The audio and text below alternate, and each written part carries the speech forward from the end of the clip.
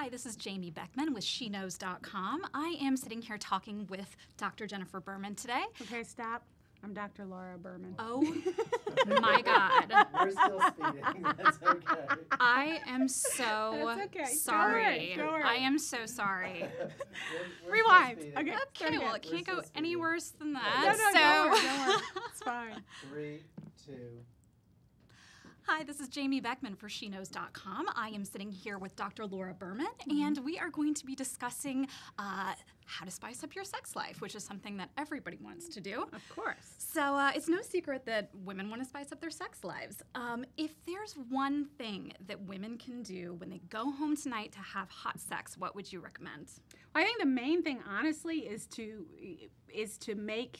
figure out what's standing in the way of hot sex, because in a long-term relationship especially, things can get a little bit stale.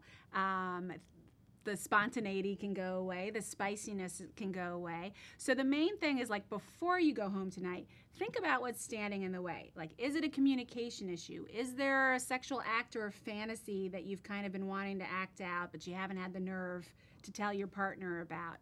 Is it just that you've got some concerns or some things that you're self-conscious about? But the main thing, I think, for all couples is that one of the things that allows for some spontaneity is one of the things that allows for the spice is to do everything you can to support the spontaneity, right? So in some relationships, it's easy to be spontaneous. In others, if you're both really busy or have lots of other responsibilities, it's harder. So what I always like to look at is what's standing in the way of the spontaneity. And one of the most obvious things can be birth control, right? Because we all, if we're of a reproductive age, until we're postmenopausal, we all have to be on birth control if we don't want to get pregnant. And most of us just took what the doctor gave us ages ago and haven't questioned it. And one of the things that I think is so important for women to know is that you have to really explore the options. There are so many out there, and you may or may not be on the one that's the right fit. For instance, a lot of women don't want to take something, or it's not a good fit for them to take something with hormones in it. And then they assume, well, otherwise I have to just use condoms or a diaphragm, and that's the last thing that I want to do for my spontaneity, right? That's not, we got to stop. It's not to say if you're not in a monogamous relationship, obviously condoms are important. But if you are, there are other options like an IUC, an intrauterine contraceptive. There's one called Paragard, which is hormone-free, 99% effective. And once it's in, it lasts up to 10 years. But it can be taken out at any time, 1 year, 2 years, 5 years, and a woman will go right back to where she would have otherwise been fertility-wise. And you can use it as a woman who hasn't had children yet or after you've had children. So this is something that you just really want to have a conversation with your gynecologist. Right, absolutely. Talk about it with her or him and just make sure that you're on the right method of birth control and the for right you. fit for you and your lifestyle. Some women can't remember. I, for one, could never remember to take something every day. Other women are much, more organized than that. So it's really about your personality, about what you're looking for. But the most important thing is to take something or to use something that makes you feel secure and comfortable and safe. And so you don't have to worry about the pregnancy question if you're not wanting to get pregnant. And then that's off your mind. Great. And then you can focus on the fun part. And speaking of the fun part, if you're trying to turn your partner on, is there something that you can say that's really going to get his motor running? Let's have sex, honestly. What I find for men is that what they want to be, what they really need to be happy in a relationship is a partner who wants to have sex, is confident during sex and enthusiastic about it, and to feel like they're doing a good job in the relationship. That's it. And so that means you have to give them lots of appreciations, tell them they're doing a good job a lot in general and in the bedroom. But it's really, I think for a man, for him to get sexual compliments or to feel like he's really good or to think that you've been thinking about him or having sexual thoughts or fantasies about him, even if you text him during the day and said, I was just thinking about what we did last night, or I was just thinking I'd like to do X, Y, or Z to you tonight, that is a great way to really connect him. That's great. And so if he's doing things that you like, you want to make sure that you tell him that he's doing things that you like. Always. And even for the non-sexual things, I mean, I always say this to women, you should be giving your partner 5 genuine expressions of appreciation a day, even for the things he always does. Like he picks up your dry cleaning, it's just what he does, it's kind of understood.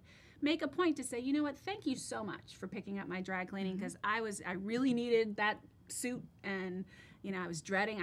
I'm so appreciative that you take care of that for me. I mean, that makes a world, just like it does to us. It makes a world of difference, and we get kind of lazy about that in a relationship. Well, it's good advice, and especially just as partners, you just really want to make sure you're on the same page. With women, with their pleasure, is there something that women are not doing when they're in the moment, when they're in bed for their pleasure, that they just have forgotten about, or they just really need to remember to do? You have something in mind? Well, what's I mean, I can tell you, but I was just curious if you had some. Well, I think the main thing is that women, most of us were not raised in an environment where we were taught that it was, that we should be comfortable with our bodies, that our genitals are beautiful, that self-stimulation is a positive thing to do, to know your body. I mean, I always say to women, don't think some guy, I always hear from women, I can't reach orgasm, and if I'm just with the right guy who knows what he's doing, then I'll get there. You've got to figure it out for yourself, and then you can teach him what needs to be done. And I think women, we're such givers, and we're kind of self-conscious to make any noise or to ask for anything. And so we're just kind of focused on him, or we're thinking, okay, is he noticing my cellulite?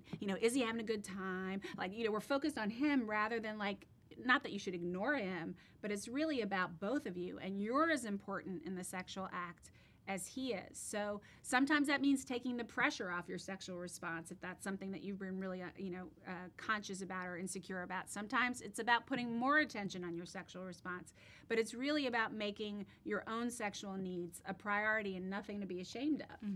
And even supermodels have cellulite. So absolutely. I mean, I always say to women, we all have cellulite, and I can promise you, he does not notice it.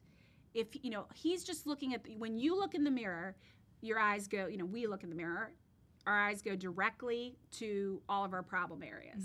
Like, how is that fat pocket looking? How, that's all our eyes go to. When he's looking at you, he just sees the whole gorgeous silhouette. And I always have women do this exercise where I say, look in the mirror, and instead of going right to those places, try to blur your eyes backwards and look at the whole picture. That's what he's seeing. And if you're not do not constantly point out your flaws, and he won't notice them. So if you gain an inch, he's probably not going to notice. He's not noticing. And most men want a little junk in the trunk. The women, when they've done studies on this where they've shown like a continuum of body types from really skinny to really large, and when they ask women what's the ideal female form, she's like doing -1, and when they ask a guy if it's on a scale of 1 to 6, what's your ideal form, he's talking 4, 5, 6, which is much larger than the average woman imagines she should be or wants to be. Right. And that's good for all of us to remember, I think. And that is kind of a piece of unconventional advice. Is there any other sort of advice that you give to women about how they can experience pleasure that kind of seems a little bit bizarre or strange, but it really, really works? Let me think. I think self-stimulation is one that's not necessarily strange, but a lot of women don't think they need to do. One thing, if you're wanting to stimulate your sexual desire, you're not feeling as much desire, it turns out that activities that stimulate dopamine production in the brain really helps with sexual desire. So if you're in a longer-term relationship and you're not as interested anymore, that's one of the reasons vacation sex is so great, because you're in a new place and doing different things. So try doing something adventurous together or novel together. It doesn't have to be going on a vacation, but maybe it's taking a crazy dance class or going on a roller coaster or whatever it is. I mean, doing those fun, playful things together definitely stimulates the dopamine centers of the brain and your kind of bonding and connection, which helps outside the bedroom, but definitely in it as well. Is there a good time to really start having that conversation? Should you start outside the bedroom? Is there kind of a way you can bring it up with him? Yeah, for sure. I mean, I think always it's probably best if there's a sexual issue to not bring it up in the bedroom during sex, because that's a very vulnerable time. And if you are, not that you should be silent and not give any direction, but if there is something you want to work on, you always want to put it in the positive. Like, let's say, you want more of a certain kind of stimulation or more foreplay. You don't say, you know what, you never do X, Y, or Z to me and it's not working for me. You say, you know what I love? It turns me on so much when you did X, Y, or Z. Or remember last night when you did, I love that. I would love to have more of that because it really turns me on. He wants to be your sexual knight in shining armor. You just have to kind of tell him what you need. Perfect. Well, I think that this is great information for every single woman that we can all use. So thank you very much. You're Again, this welcome. is Jamie Beckman with She Knows, and thank you so much.